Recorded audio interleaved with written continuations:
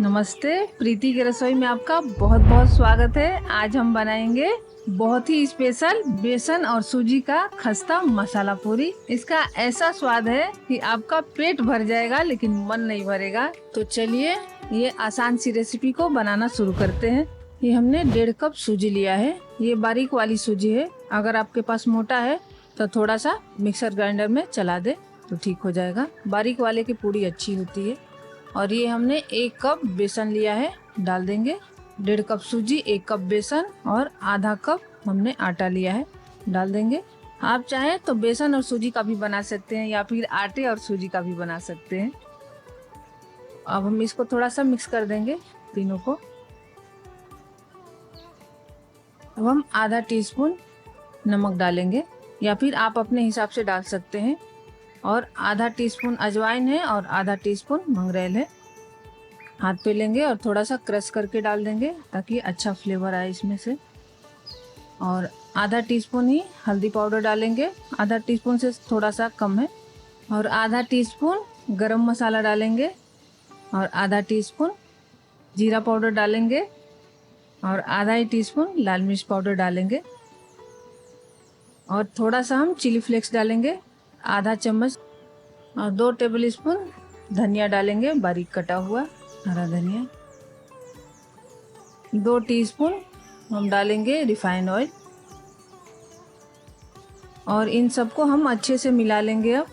और मिलाने के बाद हम 1 कप पानी लिए हैं और थोड़ा थोड़ा पानी डालते हुए हम इसका आटा लगा लेंगे। और इसका आटा हमें टाइट लगाना है तो थोड़ा थोड़ा ही करके पानी डालें, नहीं तो गीला हो जाएगा। अगर आपका आटा गीला लग रहा है तो थोड़ा सा आटा मिला सकते हैं, 2-3 चम्मच, और उसको टाइट कर सकते हैं क्योंकि टाइट आटा लगाइए तो खस्ता बनता है पूरी। और थोड़ा सा हाथों में ऑयल लगाएंगे, चिकना कर लेंगे और इसको हम 10 मिनट के लिए रख देंगे रेस्ट पे। और ये सूजी भी फूलेगी तो थोड़ी सी और टाइट हो जाएगी तो और भी अच्छा होगा। ये देखिए हमने 1 कप पानी लिया था, 2-3 चम्मच पानी बचा है। और ये देखिए 10 मिनट हो गए, हमारा आटा सेट हो गया है और सूजी भी अच्छे से फूल चुकी है। थोड़ा सा हम इसको मसल लेंगे। देखिए हमें इतना ही टाइट आटा लगाना है। और अब हम थोड़ा सा उसमें से आटा लेंगे और छोटी छोटी लोइयां बना लेंगे। छोटी छोटी इसकी पूरियां बहुत अच्छी लगती है।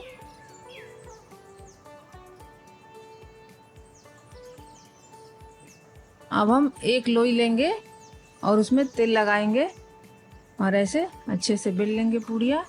और आप चाहें तो बड़ा लोई लेके रोटी बड़ा बेल के और गिलास से काट सकते हैं तो उससे भी एक साइज की होगी। हमने ऐसे ही एक साइज का छोटा छोटा काट लिया था। और देखिए कितनी अच्छी प्यारी लग रही है हमारी पूड़ी। तो ऐसे ही हम थोड़ा पूड़ी बेल के रख लेंगे। और देखिए हमने बेल लिया है। अब हम चलते हैं तलने। हमने कढ़ाई में पहले से ही तेल गरम होने के लिए रख दिया था। हमारा तेल गरम हो चुका है। हमें पूड़ियाँ तलने के लिए अच्छा तेल गरम होना चाहिए तो पूड़ियाँ अच्छी बनती है। और एक डालेंगे और डाल के और देखिए अच्छे से तल रहा है हमारा पूड़ी। हम इसको उलटते पलटते हुए गोल्डन ब्राउन कर लेंगे और दूसरा भी डाल लेंगे इसमें और अच्छे से तल लेंगे। और ऐसे 2-3 तलिए तो जल्दी जल्दी पूड़ियाँ तल जाती है और जल्दी फटाफट हमारा काम हो जाता है। तो हम एक और डाल देंगे और जो पहले का है हम उलटते पलटते हुए अच्छे से तल लेंगे। और ये देखिए ये बहुत अच्छा कलर आ चुका है इसमें, आप देख सकते हैं कितना अच्छा लग रहा है। अब हम निकाल लेंगे इसको और ऐसे ही सारा पूरी तल लेंगे। ये लीजिए हमारी बेसन और सूजी का खस्ता पूरी तैयार है। और देखिए ये कितनी कुरकुरी और खस्ता बनी है, आप देख सकते हैं। इसको आप सब्जी के साथ तो खा ही सकते हैं बट अचार के साथ बहुत अच्छा लगता है या फिर टोमेटो सॉस के साथ बच्चों को दीजिए, बहुत पसंद आता है।